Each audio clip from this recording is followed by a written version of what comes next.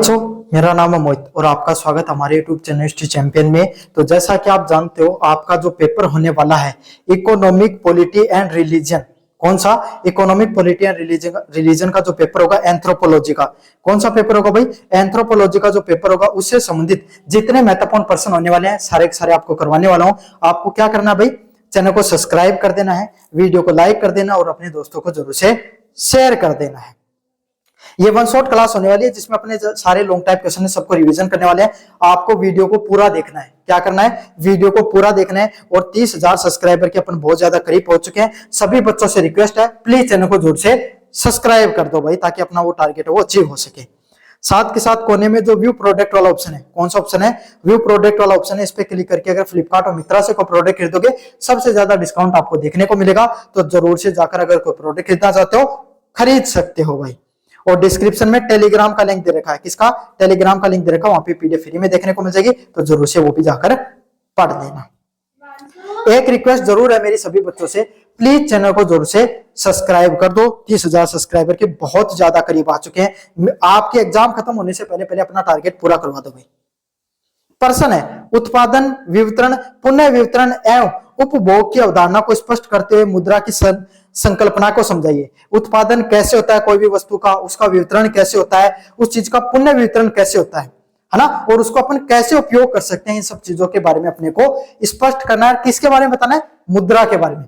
किस चीज के संबंध में? मुद्रा को लेते हुए इस चीज के बारे में बताना है। किसी भी समाज की आर्थिक प्रणाली मुख्य 4 स्तंभों पर टिकी होती है। कोई भी समाज है ना, उसमें उसकी जो आर्थिक पैसे कमाने का जो चीजें होती हैं वो सारी की सारी किन चीजों पर टिकी रहती हैं भाई? आपके सामने 4 प्रमुख चीजें होती हैं, उन सब चीजों पर टिकी रहती हैं। किस पर? किसी भी चीज का उत्पादन करना। आप जैसे खेती करते हो तो आप क्या करते हो भाई? आपने गेहूं उगाया तो पहली चीज किस चीज पर है भाई? आपके सामने आपके घर में पैसा कैसे आएगा? आर्थिक प्रणाली आपके घर में क्या है? पैसा कैसे आएगा? आप किसान हो तो कैसे आएगा? सबसे पहले आपने क्या किया? खेती की और उससे क्या उत्पादन किया? गेहूं उत्पादन किया। फिर आपने क्या किया भाई? उसका वितरण किया। आपने क्या किया? उसको सीधा का सीधा कहां पर जाकर दे दिया? मंडी वाले व्यक्ति को दे दिया, है ना। मंडी वाले व्यक्ति को दे दिया। आपके घर में तो पैसा आ गया, है ना। अब मंडी वाले ने उसको रख लिया भाई अपने पास स्टोर करके।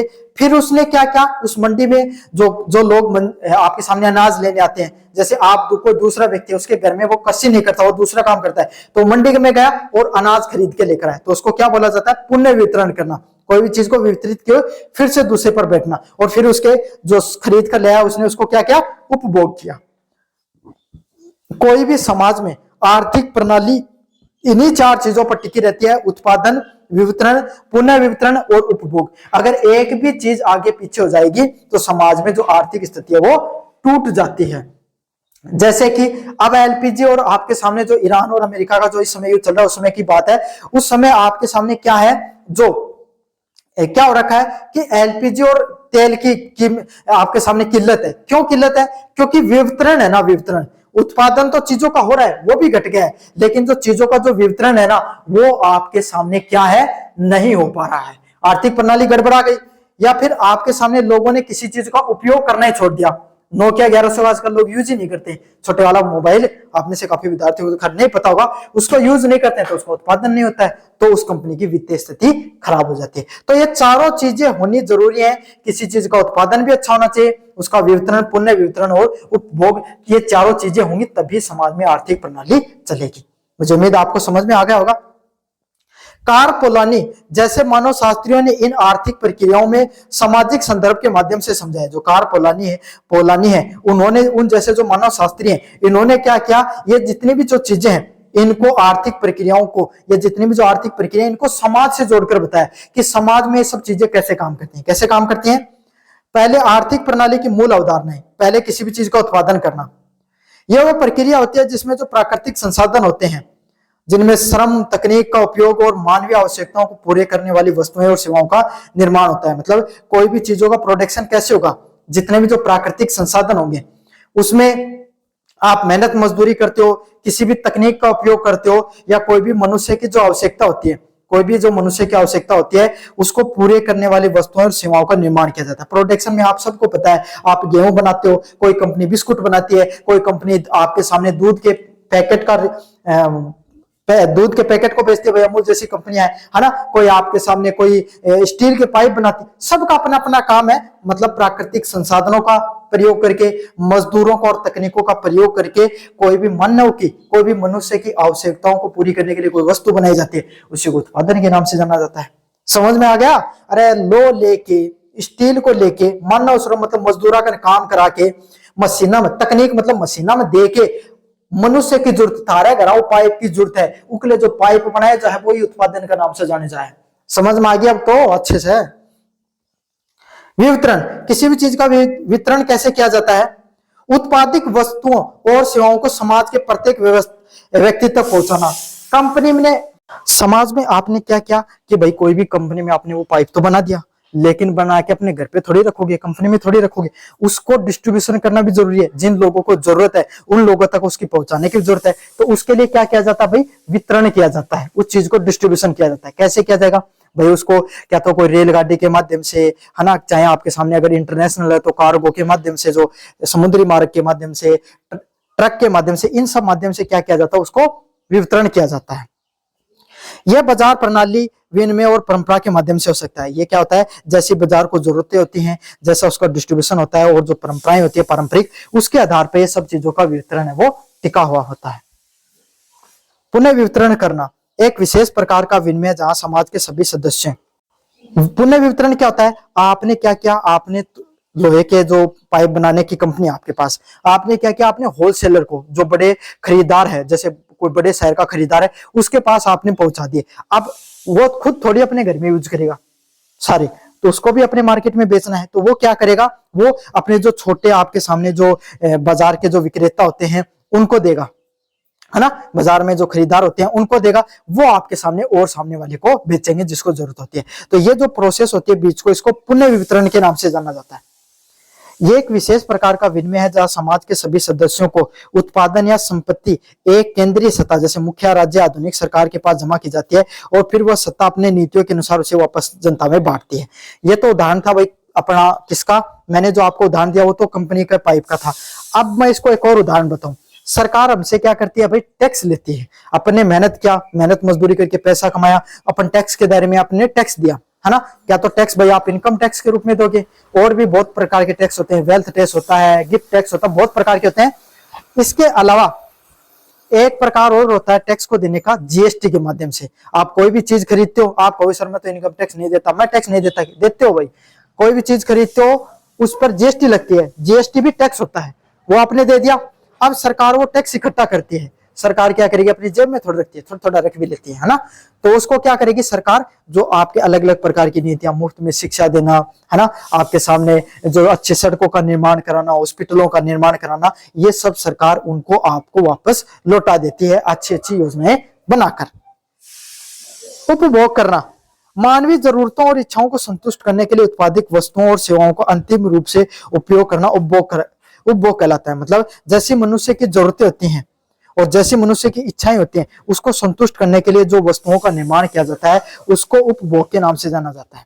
मतलब भाई कोई बिस्कुट बन के आ गया, उसको अगर आपको खाना है ना, तो वो अंतिम वो आपकी इच्छा है, तो उसको संतुष्ट करने के लिए किसी ने बिस्कुट बनाया होगा, तो उसी को उपभोग के नाम से जाना जाता है। अब इन सब चीजों में मुद्रा कैसे काम करती है?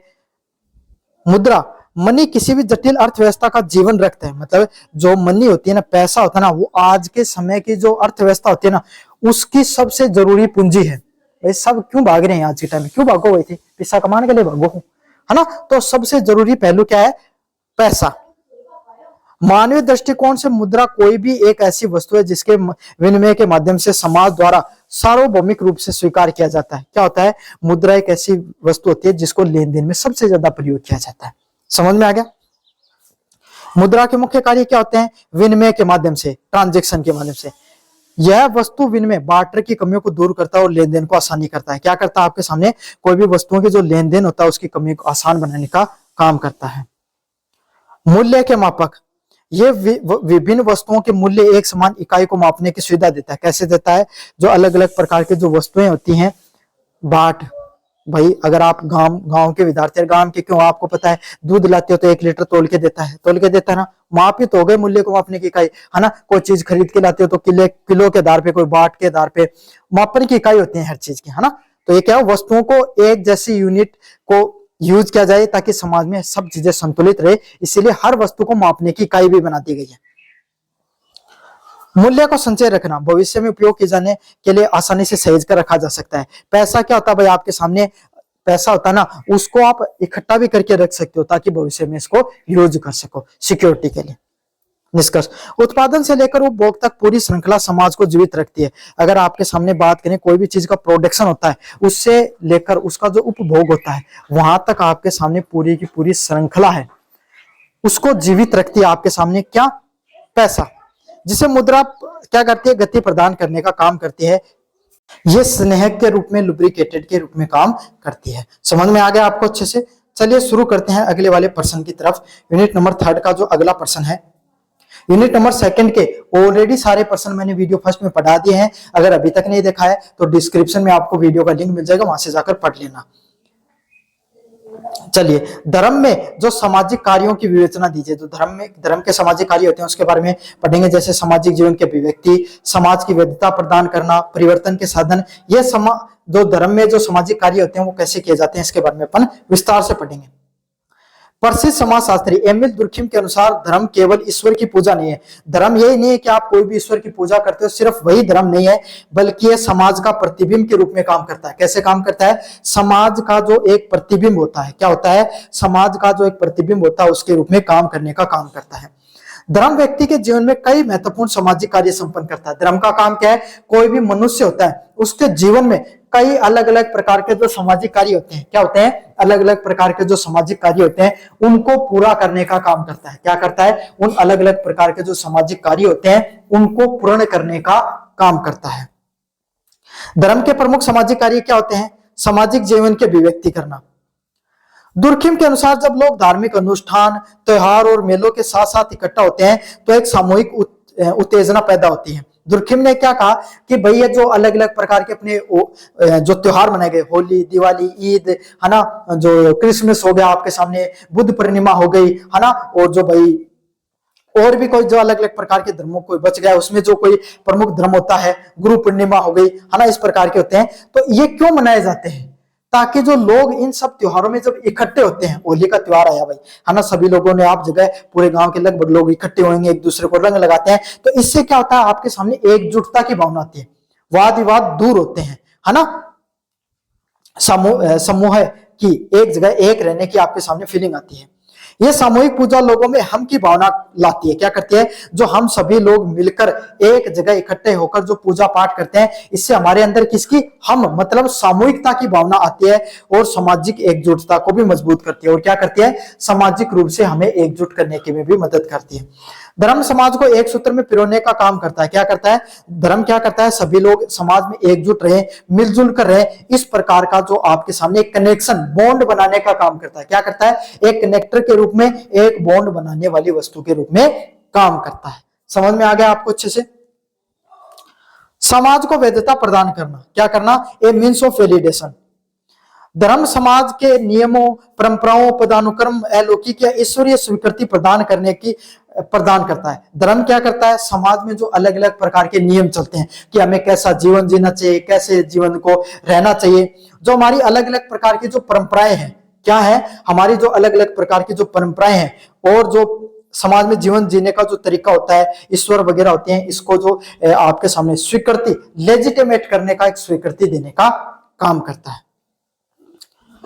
उदाहरण के लिए बात करें, प्राचीन काल में राजाओं के शासन में ईश्वरीय अधिकार, डिवाइन राइट माना जाता था। इसी तरीके से धर्म लोगों को यह विश्वास दिलाता है कि चोरी करना, झूठ बोलना केवल आपराधिक आप ही काम नहीं बल्कि पाप है। भाई एक बात बताओ मन थी, एक छोटी सी चीज, पहला का ये चीज होया करती, पहला कोई राजा महाराजा भी कोई नहीं आया करता, पहला कोई पुलिस भी कोई नहीं आया करती, पहला कोई कानून भी कोई नहीं आया करता, है ना। तब उस समय क्या, लोगों को नियंत्रित करने के लिए ईश्वर की ताकत का महत्व दिया जाता है कि भाई अगर चोरी करोगे, भाई चोरी करना गलत क्यों है, आपने मेहनत करी, आपसे कोई पैसा अगर लेकर चला गया तो आपको बुरा लगेगा। आपसे आपने किसी के घर चोरी किए, फिर आप कोशिश करोगे कि उसके घर पे हो। इसी तरीके से समाज की व्यवस्था बिगड़ जाएगी। क्या हो जाएगी? समाज की व्यवस्था बिगड़ जाएगी। इसीलिए समाज को एक जगह, और उस समय क्या हुआ करता, आज के समय तो हमें इतने प्रकृति से खतरे नहीं है, उस समय समाज का लोगों का एकजुट होना जरूरी था। क्यों? क्योंकि भाई पहले के समय कोई जानवर आप पर अटैक कर दे, प्राकृतिक कोई बाढ़ व आपदा आ जाए, अगर लोगों में आपस में बनेगी नहीं तो वो कैसे लड़ पाएंगे? एक रहना जरूरी है। तो इसीलिए समाज को सही से चलाने के लिए ईश्वर की संकल्पना की गई होगी, जहां पर जो क्या करता, आपके सामने लोगों को ये विश्वास दिलाया गया कि अगर आप गलत काम करोगे, समाज को तोड़ने का काम करोगे, तो आपको ईश्वर दंडित कर देगा।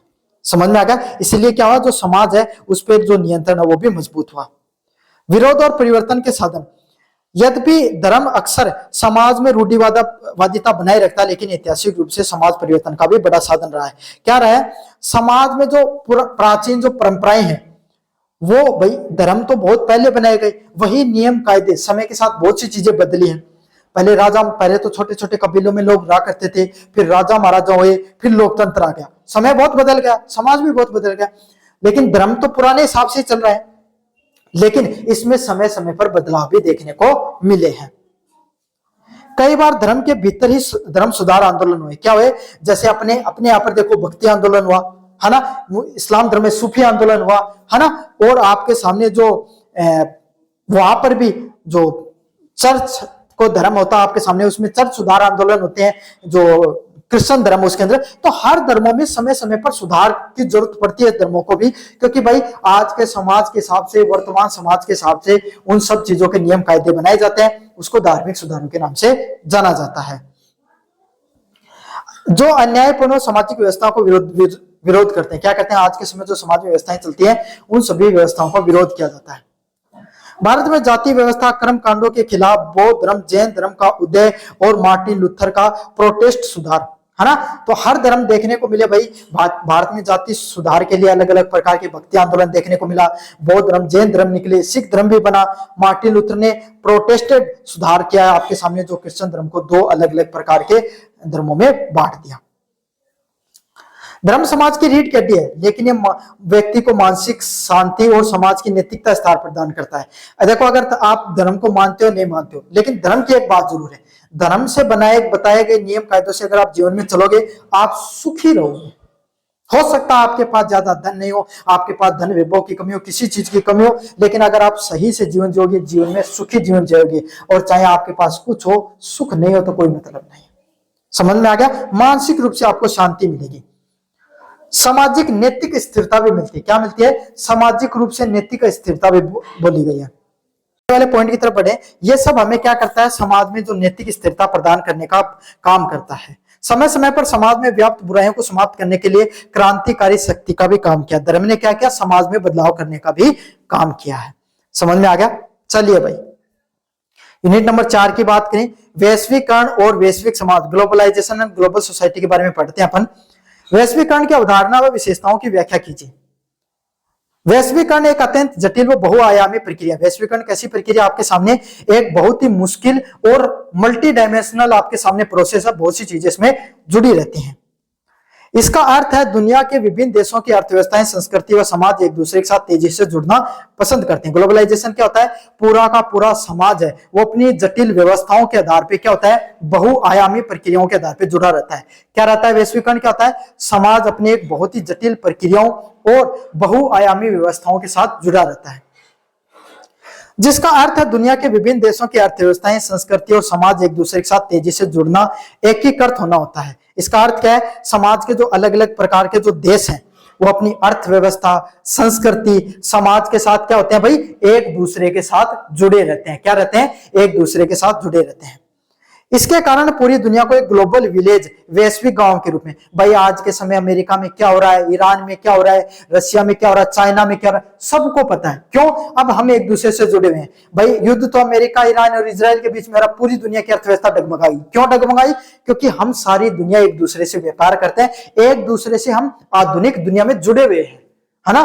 कोई हमारे यहाँ पर हमारे चावल विदेशों में जाते हैं, इसके बदले हम तेल खरीदते हैं, है ना। हमारा कपास यहाँ से जाता है, अलग अलग प्रकार की चीजों का अपन व्यापार किया जाता है। हमारी दवाइयां पूरी दुनिया में बिकती हैं, तो आज के समय आप ये नहीं कह सकते कि मैं अकेला ही एक व्यक्ति इस दुनिया पर राज कर लेगा, ऐसी चीजें नहीं चल सकती, क्योंकि आज का समाज, आज की अर्थव्यवस्थाएं सबके ऊपर निर्भर करती हैं। वैश्विक अर्थव्यवस्थाएं हैं ग्लोबल विलेज के रूप में। ग्लोबल विलेज मतलब एक ऐसा गांव जिसमें सभी लोग आपस में काम करते हैं।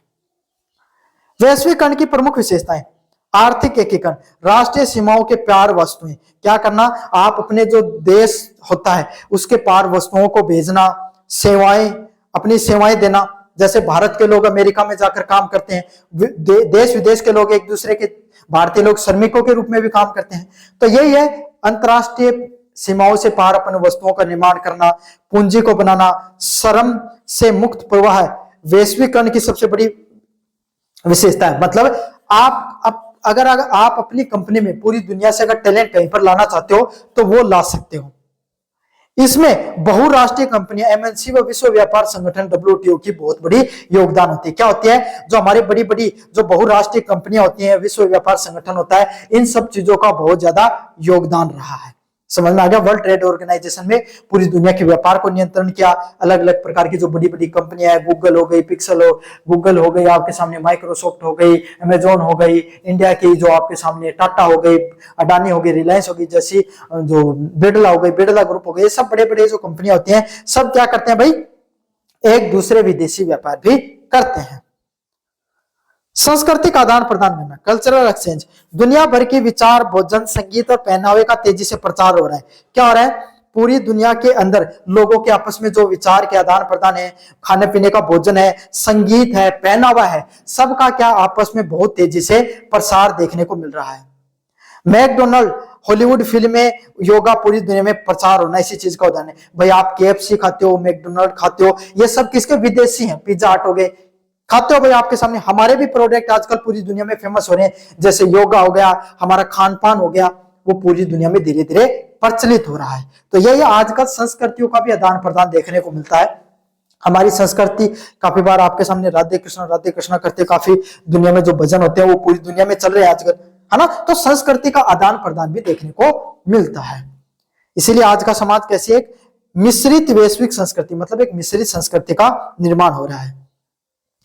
प्रौद्योगिकी और संचार, इंटरनेट, स्मार्टफोन और सोशल मीडिया ने भौगोलिक दूरियों को और समाप्त कर दिया है। क्या कर दिया है, जो अलग अलग प्रकार का जो इंटरनेट ने हमें पूरी दुनिया से जोड़ दिया है। इंटरनेट ने क्या कर दिया है, हमें पूरी दुनिया से जोड़ दिया है। चाहे स्मार्टफोन हो गए, चाहे सोशल मीडिया हो गई, इसने क्या है, जो अलग अलग जो हमारी जो दूरियां थी पूरी दुनिया से, पहले हमें नहीं पता होता था कि दुनिया में क्या चल रहा है, लेकिन आज के समय हम इंटरनेट से जुड़े हैं।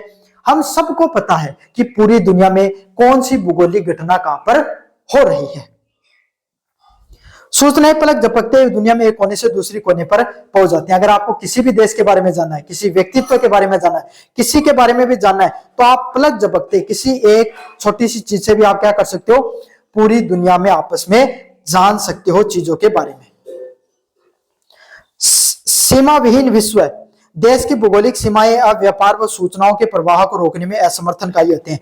क्या होते हैं, आप कोई भी देश होते हैं ना, उसके आधार पे आप भौगोलिक सीमाओं से लोगों को नहीं रोक सकते, है ना। आज आप कहो कि भाई आपको ना यूरोपियन संस्कृति नहीं अपनाएंगे, यूरोपियन लोगों को कह दो कि आप हमारी संस्कृति, भारत की संस्कृति को नहीं अपनाएंगे, ऐसा नहीं हो सकता कि वो नहीं अपने। आप कह दो कि आप हॉलीवुड की मूवी मत देखा करो, लोग डाउनलोड करके देख लें, क्योंकि इंटरनेट से हम सब जुड़े हुए हैं। पहले हुआ करता था ऐसा कि जो भाई अगर सरकार ने किसी चीज को प्रतिबंध कर दिया तो वो चीजें नहीं चला करती थी। आजकल तो एक बार चाहे प्रतिबंध कर दो, चाहे किसी को हटा दो, सरकारी चीजें चलती ही चलती हैं। वैश्विक समस्याएं, वैश्वीकरण के कारण समस्याएं भी वैश्विक हो गई है। मतलब आजकल समस्याएं भी पूरी दुनिया से जुड़ी हुई हो गई है। कोरोना आया, है ना, तो फैला चाइना में था लेकिन पूरी दुनिया में फैल गया फिर धीरे धीरे, है ना। जलवायु परिवर्तन, प्रदूषण कहीं हो रहा है लेकिन उसका प्रभाव पूरी दुनिया पर पड़ता है। आतंकवाद हो गया, ये इन जैसी जो चीजें, महामारियां जैसी चीजें होती हैं जो आपके सामने शुरुआत उनकी कोई छोटे से जगह पर होती है लेकिन फिर वो पूरी दुनिया में धीरे धीरे फैल जाती है। निष्कर्ष, वैश्वीकरण ने जहां एक और आर्थिक विकास, नवाचार व रोजगार के नए अवसर पैदा किए हैं। जो पूरी दुनिया में वैश्वीकरण है, इसने जो आर्थिक विकास है उसके लिए, नवाचार के, टेक्नोलॉजी के लिए और रोजगार के नए नए अवसर पैदा हुए हैं, लेकिन दूसरी ओर असमानताएं भी फैली हैं। क्या फैली हैं, आपके सामने असमानताएं फैली हैं, और जो स्थानीय संस्कृतियां हैं वो धीरे धीरे नष्ट भी होने लगे हुए। लोगों ने दूसरी संस्कृतियों को अपनाना शुरू कर दिया, जो उनकी पहचान थी वो खत्म होने लग गई है। चलिए, वैश्विक समाज के संदर्भ में अर्थव्यवस्था, राजनीति, धर्म की मूल अवधारणाओं के बारे में बताइए। क्या बताना है? आज के समाज के, वैश्विक समाज के आधार पर अर्थव्यवस्थाएं कैसी होती हैं, राजनीति कैसी होती है, धर्म कैसे होती है, उसके बारे में अपन विस्तार से पढ़ेंगे। वैश्वीकरण ने केवल व्यापार को नहीं आया, वैश्वीकरण ने केवल व्यापार को ही नहीं अपनाया, बल्कि मानव जीवन के 3 सबसे महत्वपूर्ण स्तंभ अर्थव्यवस्था, राजनीति और धर्म को पूरी तरीके से बदलकर एक वैश्विक समाज में बदल दिया। वैश्वीकरण ने क्या कर दिया? सिर्फ व्यापार को नहीं बढ़ाया, सिर्फ व्यापार को बढ़ाने का काम नहीं किया है, बल्कि मानव जीवन के जो अलग अलग पहलू होते हैं, जैसे अर्थव्यवस्था हो गई, राजनीति हो गई, धर्म हो गई, इन सब चीजों को इन्होंने क्या किया है? एक पूरी की पूरी वैश्विक समस्या के रूप में, वैश्विक समाज के रूप में निर्माण करने का काम किया है। वैश्विक समाज की मूल अवधारणाएं, पहला होते हैं वैश्विक अर्थव्यवस्था। जब उत्पादन किसी एक देश तक सीमित नहीं रहे तो ग्लोबल सप्लाई चेन के तहत किसी उत्पाद के पुर्जे चीन में बनते हैं, सॉफ्टवेयर भारत में बनता है और अमेरिका में बिकता है। पूरी दुनिया में अर्थव्यवस्था कैसे काम करती है? कोई भी फोन बन रहा है, एप्पल का फोन है ना, पार्ट्स उसके कहां पर बनते हैं? चाइना में। टेक्नोलॉजी अमेरिका की है और बिकता पूरी दुनिया में। समझ में आ गया? तो इसी को वैश्विक अर्थव्यवस्था के नाम से जाना जाता है कि किसी भी चीज बनती कहीं और पर है, उसकी तकनीक कहीं और की है और पहुंच उसकी पूरी दुनिया में होती है। इसी को वैश्विक अर्थव्यवस्था के नाम से जाना जाता है। विश्व व्यापार संगठन WTO, वर्ल्ड बैंक और अंतरराष्ट्रीय मुद्रा कोष जैसी संस्थाएं ने वैश्विक नीतियों को नियंत्रित करती क्या करती हैं? जो अलग अलग प्रकार की संस्थाएं, जैसे वैश्विक व्यापार संगठन है, वर्ल्ड ट्रेड ऑर्गेनाइजेशन है, जो विश्व बैंक है, वर्ल्ड बैंक है, और जो अंतरराष्ट्रीय मुद्रा कोष जैसी जो आपके सामने जो वैश्विक नीतियां हैं, उन सब चीजों को नियंत्रित करती हैं। पूरी दुनिया में ये जो अंतरराष्ट्रीय संस्था है ना, ये सभी चीजों को क्या करती है भाई? कंट्रोल करने का काम करती है। डिजिटल करेंसी जैसे बिटकॉइन ने वैश्विक मुद्राओं को चुनौती दी है, और आजकल जो तकनीक से संबंधित जो करेंसी आ गई है, तकनीक से संबंधित जो अलग अलग प्रकार की जो मुद्राएं आ गई हैं, वो भी आज के पूरी दुनिया की जो तकनीक या मुद्राओं को भी क्या दे रही है? बिटकॉइन हो गया, इथेरियम हो गया, जैसे जो आपके सामने जो मुद्राएं हैं, जो पारंपरिक चीजों को चुनौतियां दे रही है भी, पैसे को। वैश्विक राजनीति, वैश्वीकरण के कारण राज्य समाज की संप्रभुता कम हो गई और देश पूरी तरीके से स्वतंत्र होकर निर्णय नहीं ले सकता। भाई आज के समय समाज में ना कोई एक देश पूरी तरीके से खुद पर निर्भर नहीं है, सारी दुनिया पर उसको निर्भर होना पड़ता है ना। तो इसीलिए क्या भाई, उसके फैसले लेने पर, अब थोड़े से दिन पहले जो डोनाल्ड ट्रंप है, उसने भारत को धमकी दे दी, मैं टैरिफ बढ़ा दूंगा, है ना। तो भारत की अर्थव्यवस्था में थोड़ी गड़बड़ हो गई थी भाई, है ना। तो यही है, जो राष्ट्रीय राज्य होते हैं, संप्रभुता होती है, कोई भी एक देश पूरी तरीके से स्वतंत्र नहीं है, सब एक दूसरे पर निर्भर करते हैं। अब राजनीतिक शक्तियां केवल केंद्रीय राष्ट्रीय सरकारों के पास नहीं, बल्कि संयुक्त राष्ट्र संघ, यूएन, मानव अधिकार संगठन, एमनेस्टी इंटरनेशनल और पर्यावरण समूह जैसे अंतरराष्ट्रीय गैर सरकारी संगठनों के पास स्थानांतरित हो गई। मतलब शक्तियां धीरे धीरे क्या हो गई, अलग अलग चीजों के पास, जैसे अंतरराष्ट्रीय संस्थान है, संयुक्त राष्ट्र संगठन हो गया, मानव अधिकार संगठन हो गया, और पर्यावरण से संबंधित जो समूह होते हैं, उनके पास भी कुछ ना कुछ शक्तियां होती हैं और वो नियंत्रित करती हैं। जैसे कि अगर आप कोई भी कंपनी है, वो काम तो अच्छा कर रही है लेकिन बहुत ज्यादा वायु प्रदूषण कर रही है, तो क्या कर देगी, जो कोई भी आपके सामने WTO है या फिर अन्य कोई पर्यावरण से संबंधित संस्था, वो उसको प्रतिबंधित कर देगी। तो सरकार को मजबूर में क्या करना पड़ेगा, इसको रोकना पड़ेगा या उसको पर्यावरण पे कंट्रोल करना पड़ेगा। तो इस प्रकार से पूरी दुनिया की अर्थव्यवस्था कंट्रोल होती है। जैसे ईरान पे पूरे सेंक्शन लगा रखे हैं, नॉर्थ कोरिया पे सेंक्शन लगा रखे हैं ना, तो वो किसी से व्यापार नहीं कर सकते, इसलिए उनकी अर्थव्यवस्था रुकी हुई है। वैश्विक धर्म, पर माइग्रेशन और इंटरनेट के कारण धर्म और भौगोलिक सीमाओं में नहीं बंधे। मतलब आज के समय कोई भी धर्म है ना, आप जरूरी नहीं कि आप जो धर्म मानते हो वो आपके बच्चे माने या आपके समाज के और लोग माने, आप धीरे धीरे चीजें बदलने लगे। इस्लाम, हिंदू धर्म, बौद्ध धर्म के अनुयायी पूरी दुनिया में फैल रहे हैं। जो लोगों को जो अच्छा लगे, हिंदू धर्म हो गया, इस्लाम हो गया, बौद्ध हो गया, जैन हो गया, सिख धर्म हो गया, जो धर्म लोगों को पसंद आता है वो अपने हिसाब से उनको मानते हैं। वैश्वीकरण के कारण दो प्रवृत्तियां देखने को मिल रही है। एक और धर्म के बीच में संवादों की सहिष्णुता बढ़ी है, दूसरी ओर संस्कृति को बचाने का डर भी। भाई यही है, एक तरफ तो लोग दूसरी चीजों को भी अपनाना चाह रहे हैं, दूसरी तरफ लोगों को अपने धर्म या अपनी संस्कृति को खोने का भी डर। अपने यहीं पर देख लो, लोगों को भाई दूसरी संस्कृति को अपना रहे हैं, तो ये चीज देखने को बनती है। दुनिया भर में धार्मिक कट्टरता और तेजी से बढ़ती है। इसलिए क्या होता है, लोगों में जो तो खुद के धर्म को खोने का जो डर है, इसे धार्मिक कट्टरता फैलती है। वैश्विक समाज का ढांचा बहुत जटिल होता है। आज के समाज का ढांचा बहुत जटिल है, जहाँ अर्थव्यवस्था एक दूसरे पर निर्भर करती है। क्या करती हैं? जो अर्थव्यवस्थाएं होती हैं वो एक दूसरे पर निर्भर करती हैं, और आज के समय कोई भी मुद्दा राष्ट्रीय नहीं रहकर अंतर्राष्ट्रीय हो गया है। धार्मिक पहचान अंतर्राष्ट्रीय सीमाओं को पार करके वैश्विक रूप धारण कर चुकी है। तो यही आपका जो paper economy, polity and religion ये वाला पढ़ा दिया है। कैसा लगा वीडियो? जोर से बताना, चैनल को जोर से सब्सक्राइब कर देना। धन्यवाद।